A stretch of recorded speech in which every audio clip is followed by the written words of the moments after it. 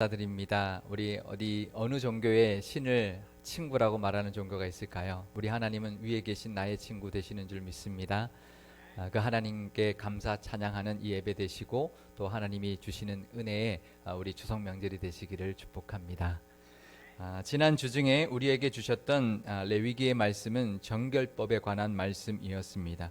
레위기 11장부터 15장까지는 정결법을 다루고 있는데요. 그 중에서 12장은 매우 짧게, 다른 장과는 다르게 매우 짧게 출산한 산모에 대한 정결법을 소개하고 있습니다. 산모는 일정한 기간이 지난 뒤에 반드시 번제와 속죄제를 드리게 되어 있었습니다. 레위기 12장 6절 말씀 제가 읽어드리겠습니다. 아들이나 딸이나 정결하게 되는 기한이 차면 그 여인은 번제를 위하여 1년 된 어린 양을 가져가고 속죄제를 위하여 집비둘기 새끼나 산비둘기를 회막문 제사장에게로 가져갈 것이요. 원래는 이렇게 어린 양 한 마리와 비둘기 한 마리를 드리게 되어 있습니다. 그런데 힘이 미치지 못하는 사람, 그러니까 어린 양을 살 형편이 못 되는 사람은 비둘기로 그 양을 대신하게 해주셨습니다. 레위기 12장 8절 말씀은 우리 함께 읽어보겠습니다.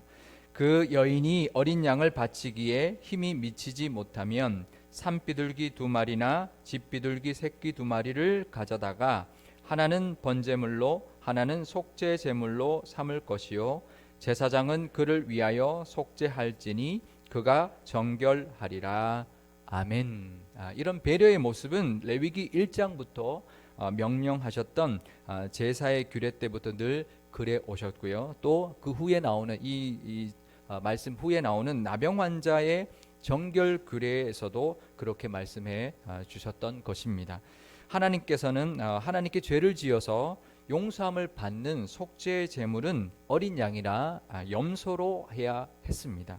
레위기 5장 6절에서 8절, 11절에서 12절 말씀을 제가 읽어드리겠습니다. 그 잘못으로 말미암아 여호와께 속죄제를 드리되 양떼 암컷 어린 양이나 염소를 끌어다가 속죄제를 드릴 것이요 제사장은 그의 허물을 위하여 속죄할지니라. 만일 그의 힘이 어린 양을 바치는 데에 미치지 못하면 그가 지은 죄를 속죄하기 위하여 산비둘기 2마리나 집비둘기 새끼 2마리를 여호와께로 가져가되 하나는 속죄 제물을 삼고 하나는 번제물을 삼아 제사장에게로 가져갈 것이요 만일 그의 손이 산비둘기 2마리나 집비둘기 2마리에도 미치지 못하면 그의 범죄로 말미암아 고운 가루 10분의 1 에바를 예물로 가져다가 속죄 제물로 드리되 이는 속죄제인즉 그 위에 기름을 붓지 말며 유향을 놓지 말고 그것을 제사장에게로 가져갈 것이요. 아멘.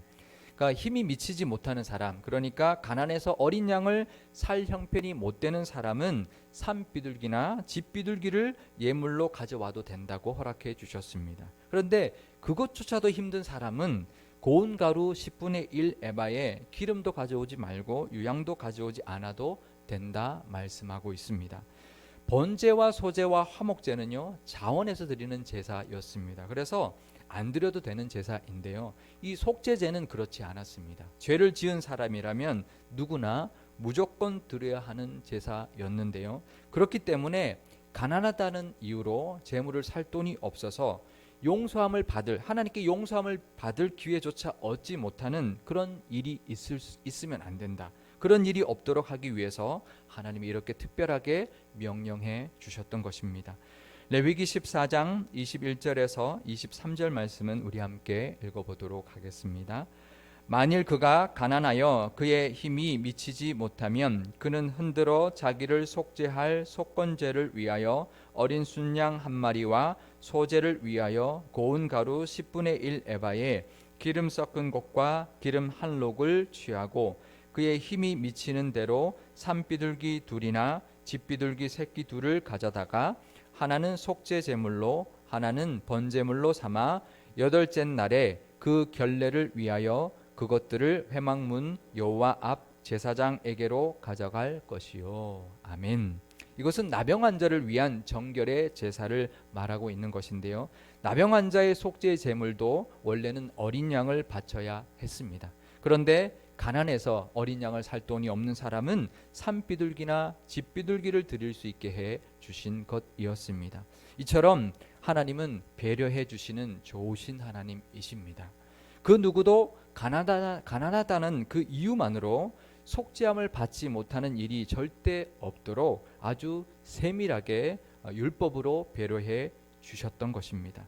그런데 오늘의 본문을 보다 보면 좀 불편한 마음이 드는 구절이 있는데요. 제가 레위기 12장 2절에서 5절 말씀을 읽어드리겠습니다.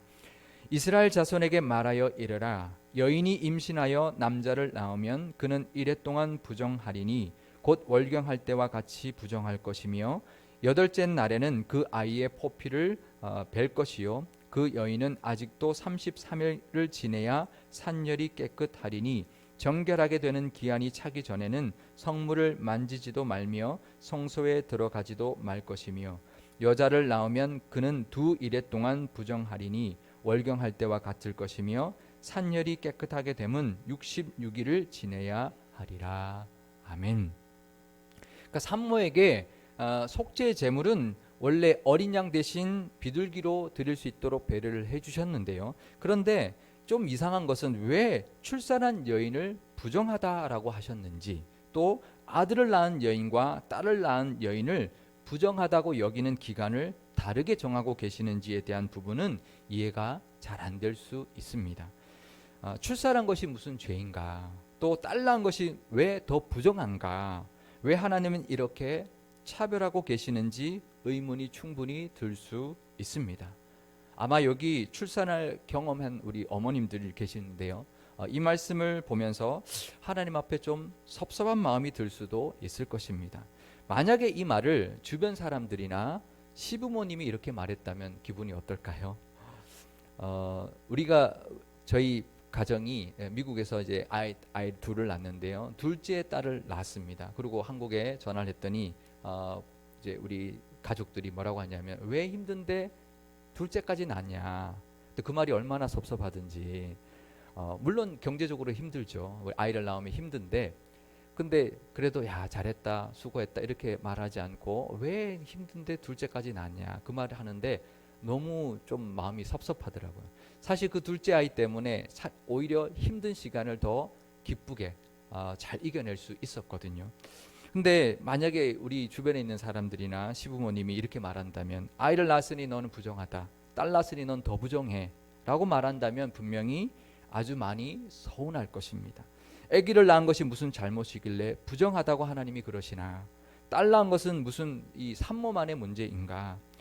그런데 우리가 성경을 보면서 이와 비슷한 의문이 들 때가 있습니다. 좀 이해가 되지 않는 그런 성경의 부분이 있고요. 또 우리가 살다 보면 이해가 잘 안 되는 상황을 하나님이 만나게 해주실 때가 있습니다. 그럴 때 우리는 이 마음을 가질 수 있어야 합니다. 무슨 마음이냐 하면은요, 하나님은 사랑의 하나님이시고 배려의 하나님이시다. 약한 자와 가난한 자를 존중해 주시는 아주 좋으신 그런 하나님이라는 믿음을 먼저 가져야 합니다. 그 믿음으로 성경을 다시 봐야 하고요, 상황을 이해할 수 있어야 합니다. 하나님은 참 좋으신 분이라는 그 믿음으로 성경을 보고 우리에게 닥치는 모든 상황을 볼 수 있어야 합니다. 성경에서 부정한 것과 정한 것을 나누는 이 정결법은 위생 개념에서 나온 것입니다. 정결법은 의학적으로, 그 당시 의학 지식도 부족했고 의술도 아주 부족했던 그 시대에 정한 것과 부정한 것을 구별하게 해주심으로 사람의 건강을 지키게 해주시고 또 사람을 보호하게 해주시는 그런 규례였기 때문입니다. 그래서 출산한 여인을 부정하다고 한 것은 그 여인을 어떤 부정하다, 출산한 여인을 정죄하기 위한 것이 아니라 다른 사람들과 접촉하지 못하게 하고 외부로 다녀서 어떤 위험에 처하지 못하게 하기 위해서 산모를 보호하기 위해서 주신 하나님의 명령이었습니다. 이것은 여인을 부정하다라고 어떻게 정죄한 것이 아니라 그 여인을 보호하기 위한 법이었습니다. 그러니까 누구도 그 사람을 함부로 야 너 빨리 나왔으니 빨리 나와서 일해라 이렇게 하지 못하도록 하나님이 그 산모를 보호하기 위한 그런 정결법이었다는 것입니다. 우리나라에도 예전에는 예전 우리 전통적으로 보면 출산하고 나면 몸조리할 때 외부인들이 들어오지 못하도록 문 앞에 금줄을 이렇게 쳤습니다. 금줄은 금할 금자를 써서 출입을 금하는 줄이라는 뜻인데요. 출산 후에 3, 7일 동안 하거나 또 어떤 지방은 7일에 동안 쳐두기도 했습니다. 그 금줄은 이제 우리 새끼줄인데요. 그 금줄에 숯도 꽂아 놓기도 하고 긴 한지를 꽂아 놓기도 하고 소나무 가지와 또 빨간 고추 등을 껴 두어서 이제 아기가 태어난 아기가 성별이 무엇인지도 알려주고 또 사람들이 들어오지도 못하도록 하는 역할을 했습니다. 또 그뿐만 아니라 숯을 꽂아 놓은 것은 정화하는 역할을 하게 하는 그런 마음도 담아 두었던 것입니다. 이처럼 하나님의 이 출산 정결 규례는 산모를 보호하기 위한 하나님의 특별하신 배려의 명령이었던 것입니다. 또 하나의 의문은요, 왜 아들과 딸을 낳은 산모의 부정한 기간을 다르게 규정하고 있느냐 하는 것입니다. 물론 그 당시는 아들을 낳는 것을 더 선호한 그런 문화는 있었습니다. 아들이 가정에 더 힘이 되었기 때문이었는데요.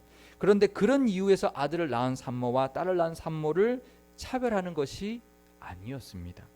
사실 그런 이유로 차별했다면 오히려 딸 낳은 산모에게 더 짧게 쉬어라, 오히려 조금만 쉬고 나와서 일해라 그랬을 것인데요. 그런데 우리가 산모를 어떻게 부정하다라고 그럴 수 있느냐, 그렇게 규정할 수 있느냐라는 것 때문에, 그렇게 오해하는 것 때문에 하나님께서 해주신 배려를, 그 배려의 은혜를 놓칠 수가 있습니다.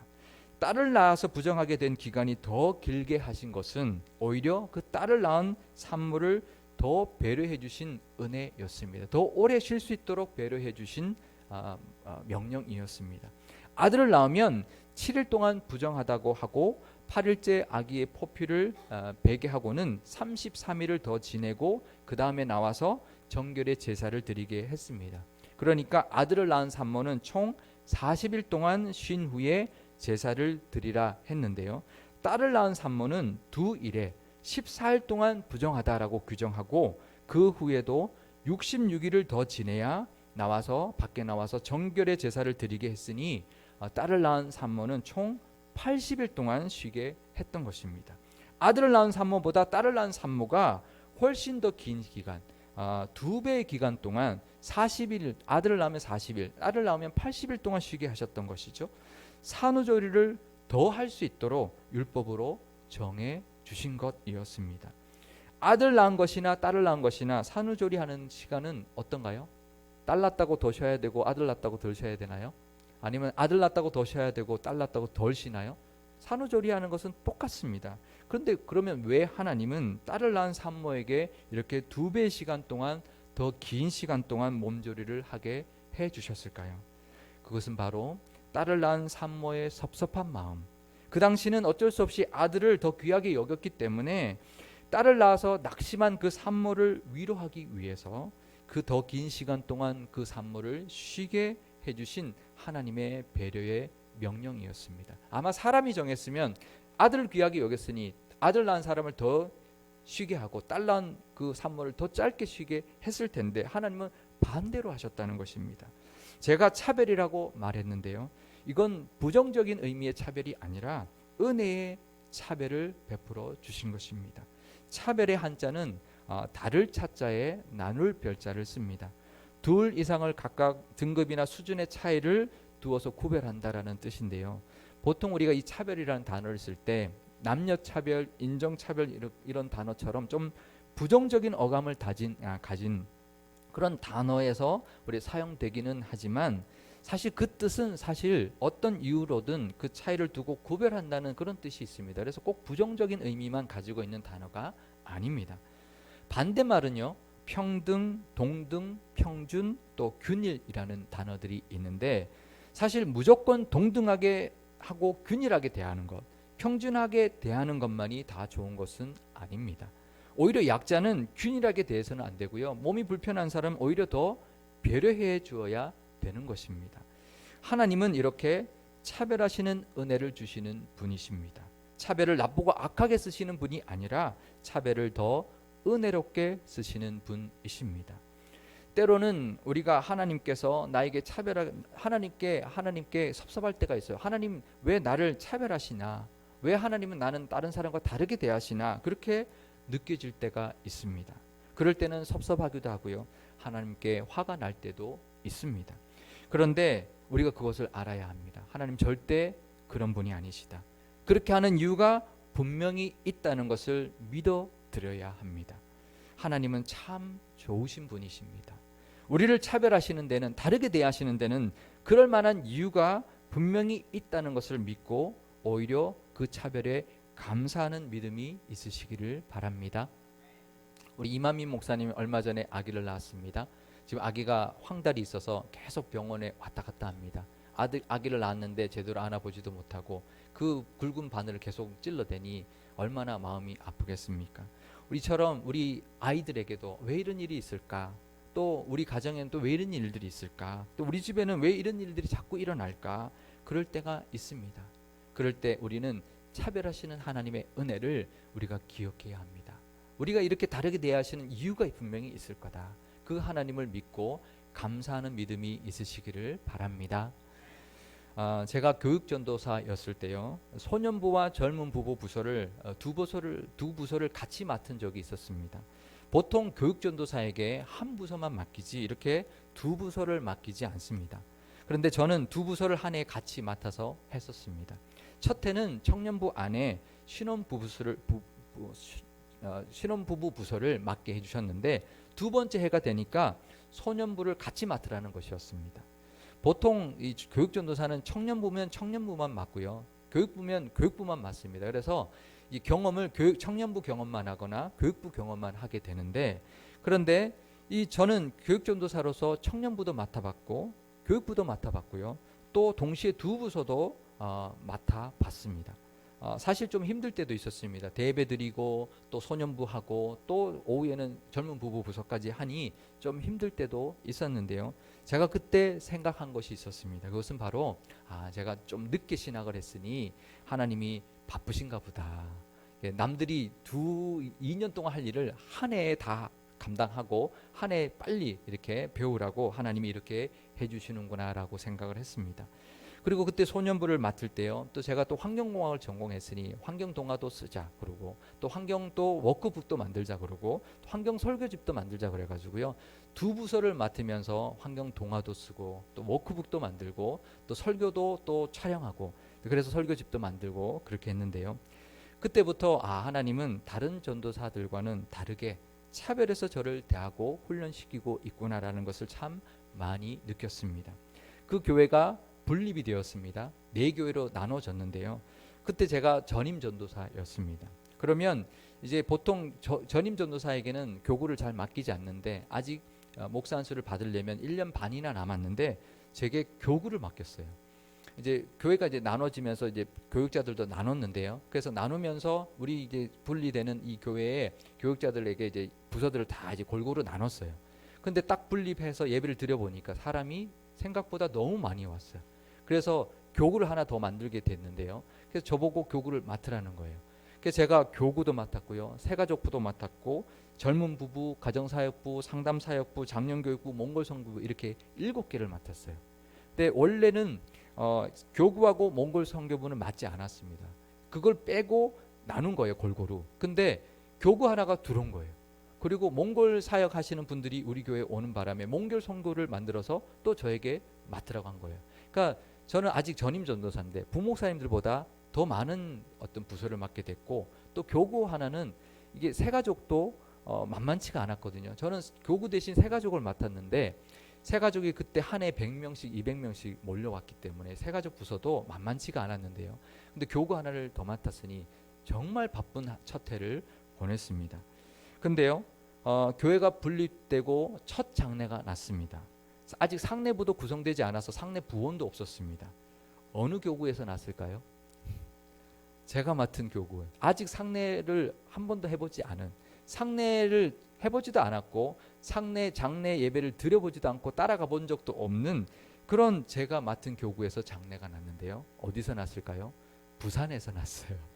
그래서 남자 집사님이 아무도 없어가지고요, 우리 권사님들 모시고 제가 직접 운전해가지고 부산까지 가는데 하루 종일 전국에서 비가 와가지고요, 정말 조심조심 운전해서 부산에 예배드리고 다시 돌아왔는데 너무 늦게 도착해가지고 이제 다 교통편이 끊어져 가지고요. 다 권사님들 대구를 다 모셔다 드리는 이제 그런 일까지 했었는데요. 그러니까 그거 하면서도 하나님이 정말 아주 바쁘시구나. 정말 처음부터 강하게 훈련시키시는구나라는 것을 많이 느꼈습니다. 그러면서 9년 동안 부교육자 시절을 보내는 동안 얼마나 많은 부서를 맡게 해주셨는지 모릅니다. 교회 안에 있는 거의 모든 부서를 다 담당하게 해주셨는데요. 좀 적응할 만하면 또 그 다음 해에 또 다른 부서를 맡기고 또 적응할 만하면 다른 부서를 맡기게 해주시는 그런 모습으로 이제 부서를 다 맡기게 해주셨는데 그럴 때마다 하나님이 정말 급하시구나. 빨리빨리 나를 훈련시켜서 쓰시려고 하는 구나라는 것을 많이 깨닫고 또 그렇게 견뎌냈습니다.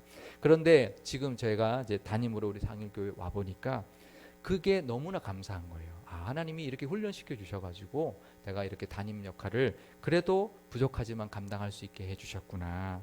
사실 부교육자로 지낸 시간이 다른 목사님보다는 길지는 않지만 근데 거의 모든 부서를 맡게 해주셔서 교회를 또 이렇게 담임하는데 정말 도움이 되게 해주셨구나라는 것을 많이 깨닫고 감사를 드립니다. 물론 아직도 담임 목사 3년 차이니까 부족한 점이 많이 있습니다. 하지만 잘할 수 있도록 하나님이 준비시켜 주셨으니 또 하나님께서 잘 또 이끌어가 주실 줄 믿습니다. 그 하나님께 늘 감사를 드리고 있는데요. 하나님이 이처럼 차별의 은혜를 주시는 분이십니다. 차별로 은혜를 주시는 분이십니다. 사랑과 배려의 차별을 베풀어 주시는 분이십니다. 우리는 아들과 딸을 낳은 것을 차별한다고 하면 발끈합니다. 왜 아들 낳은 산모와 딸 낳은 산모를 차별해? 발끈하게 되는데요. 그런데 가난해서 누구는 어린 양을 못 드리면 비둘기를 드려도 돼. 그래도 안 되면 또 곡식으로 드려도 돼라고 하는 그런 차별은 별로 고마워하지 않습니다. 이 차별은 발끈하면서 저 차별은 고마워하지 않는다는 것이죠. 하지만 하나님의 차별은 우리를 무시하는 그런 차별이 절대로 아니고요. 우리를 배려하시는 사랑하기 때문에 주시는 그런 깊은 은혜의 차별이라는 것을 깨닫고 감사하시는 저와 여러분 되시기를 바랍니다. 달란트 비유가 있죠. 달란트 비유 보면 각각 그 재능대로 어떤 사람에게는 1달란트, 어떤 사람에게는 2달란트, 어떤 사람에게는 5달란트 맡겨주셨다 말씀하고 있습니다. 사실 이 말씀은 비유의 말씀인데요. 예수님이 그 비유하실 때도 그 재능대로 차별되게 맡겨주셨다라고 분명히 말씀하고 있는 것입니다. 그런데요, 그 달란트 맡긴 사람들 중에서 2달란트 맡긴 사람이 2달란트 남겨온 사람 것과 5달란트 맡긴 사람이 5달란트 남겨왔을 때 그 칭찬하시는 것은 정말 똑같이 토시 하나 다르지 않고 똑같이 칭찬을 해 주셨습니다. 잘하였다, 착하고 충성된 종아, 내가 적은 일에 충성하였으니 내가 많은 것을 내게 맡길 것이다. 내 주인의 즐거움에 참여하여라. 이렇게 하나님은 똑같이 칭찬해 주셨습니다.